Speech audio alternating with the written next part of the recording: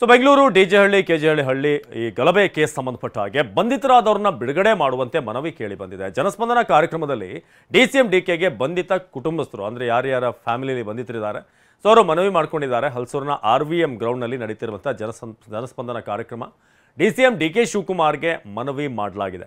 ಪ್ರಕರಣದಲ್ಲಿ ಭಾಗಿಯಾಗದಂತ 37 ಮಂದಿ ಅಮಾಯಕರನ್ನ ಅರೆಸ್ಟ್ ಮಾಡಲಾಗಿದೆ. ಸರ್ಕಾರ ಬಂದಾಗ ಬಿಡುಗಡೆ ಮಾಡ್ತೇವೆ ಅಂತ ಶಾಸಕರು ಹೇಳಿದ್ರು.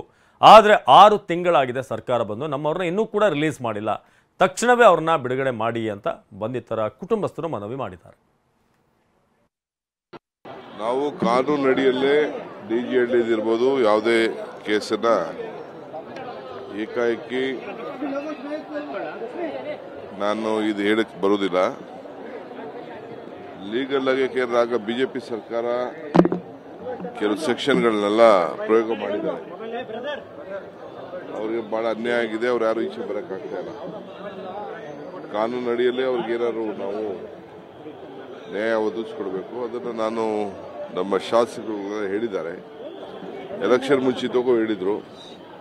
ನಾನು ಮತ್ತೆ ನಮ್ಮ ಲೀಗಲ್ ಟೀಮ್ ಹತ್ರ ಮಾತಾಡ್ಬಿಟ್ಟು ಅಮಾಯಕರಿಗೆ ತೊಂದರೆ ಆಗಬಾರ್ದು ಅನ್ನೋದು ನಮ್ಮ ಉದ್ದೇಶ. ಯಾರು ಕಾನೂನು ಕೈಗೆ ತೆಗೆದುಕೊಂಡಿದ್ದಾರೆ ಅದಕ್ಕೆ ನಮ್ದೇನು ಅಭ್ಯಂತರ ಏನಿಲ್ಲ. ಸುಮ್ಮನೆ ಅಮಾಯಕರೆಲ್ಲ ಕೆಲವೆಲ್ಲ ತೆಗೆದುಕೊಂಡಿದ್ದಾರೆ ಅನ್ನೋದು ಇದೆ. ಅದನ್ನು ನಾನು ನಮ್ಮ ಸಂಬಂಧಪಟ್ಟಂತ ಪೊಲೀಸ್ ಅಧಿಕಾರಿಗಳ ಹತ್ರ ಮಾತಾಡ್ತೀನಿ. ಹೌದು, ನ್ಯಾಯ ಕೊಡಬೇಕಲ್ಲ. ಅನ್ಯಾಯ ಆದವ್ರಿಗೆ ನಿಮ್ಗೆ ಅನ್ಯಾಯ ಆದ್ರೂ